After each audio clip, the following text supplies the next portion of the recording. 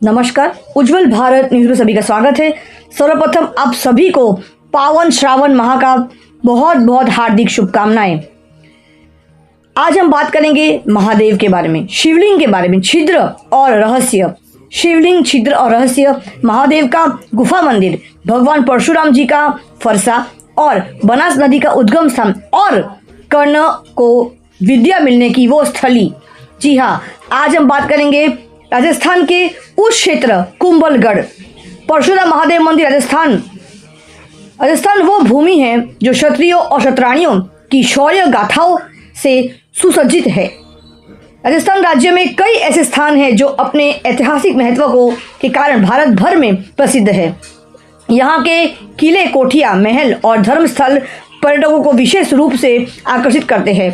इन ऐतिहासिक इमारतों के अलावा राजस्थान में कई ऐसे मंदिर भी हैं जिनका इतिहास सैकड़ों वर्ष पुराना है। राजसमंद और पाली जिले की सीमा पर स्थित एक चमत्कारिक परशुराम महादेव मंदिर का इतिहास सैकड़ों नहीं बल्कि युगों पुराना है। मान्यता है कि इसी स्थान पर परशुराम ने भगवान शिव की तपस्या की थी और दिव्य अस्त्रों को प्राप्त भी किया था।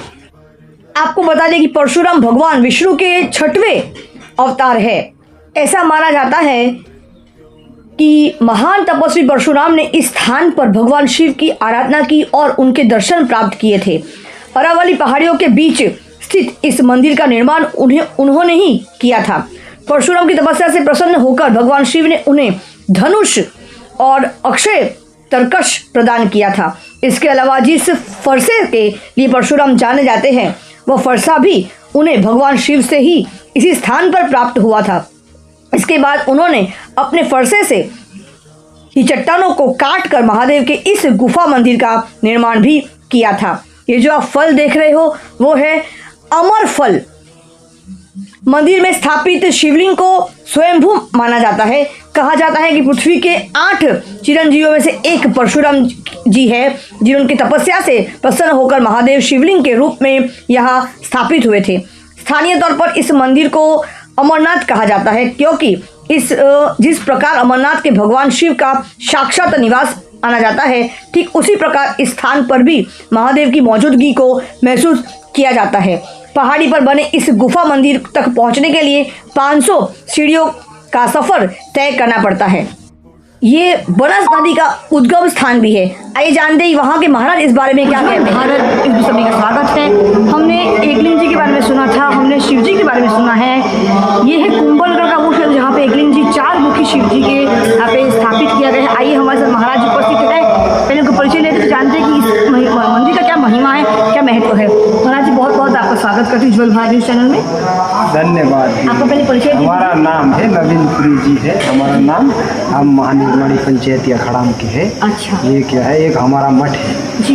ये क्या है, पौराणिक मठ है। देखो भगवान परशुराम महादेव जी ने यहाँ तपस्या किया था अपनी माता रेणुकाओं के मोक्षण के लिए, वो जगह है। इसके बाद में वो भगवान परशुराम जी माताओं की मोक्षण के बाद में यहाँ रह करके उन्होंने कर्ण को भीष्म विद्या सिखाई थी। अच्छा, वीरों का मठ, वो जगह है। वो जगह हाँ, वीरों का मठ कहा जाता है। अच्छा। बनास नदी बनास पटनी का साधु संतों ऋषियों मुनियों की भूमि है। संतों की प्राचीन जगह है। यहाँ कई सारे संतों की जीवित समाधि है। जैसे देखो महाभारत काल में जब क्या है, कर्ण थे ना, वो सुतपुत्र थे, क्षेत्रीय थे, सुतपुत्र थे। तो उन्होंने क्या है, कर्ण सुतपुत्र हुआ करते थे। तो उन्होंने कहा कि ब्राह्मण क्या कहते, भगवान परशुराम जी के पास आए तो उन्होंने शिक्षाएँ सिखाई। तो इसके बाद में उनको मालूम पड़ा क्षेत्रीय करके, तो उनको श्राप दिया था। यही जगह है, ये वीरों का मठ कहा जाता है। अंदर भूमि है, प्राचीन धुना है, भूमि है, तो यहाँ चलती ही रहती है जी। तो ये जगह है। और यहाँ पे जो 4 मुखी है उसके बारे में जरा। 4 मुखी यही है, एकलिंग जी कहा जाता है। ये मनसा पूर्ण महादेव जी है। तो यहाँ कोई भी मनोकामना पूर्ण करते हैं। कितना वर्ष पुराना है? भगवान राम द्वापर युग में, त्रेता युग में आए थे। तो राम से पहले भगवान परशुराम जी आए जी। तो उनकी तपस्या देखो, भगवान राम क्या है, राम से भी पहला उन्होंने तपस्या किया था अपनी माता रेणुका के मोक्षों के लिए। तो यही जगह है, वो जगह क्या है, कंदरा है, गुफा है। ये जगह ऐतिहासिक महिमा है।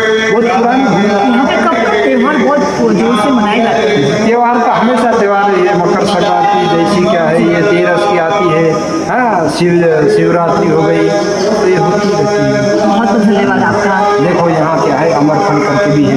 हाँ जी, माता अमर फल। अमर फल है। अच्छा, ये कौन सा 18 वाला? महीना में पकती है, ये अमर फल यहाँ लगी है। अच्छा, अमर फल। अच्छा,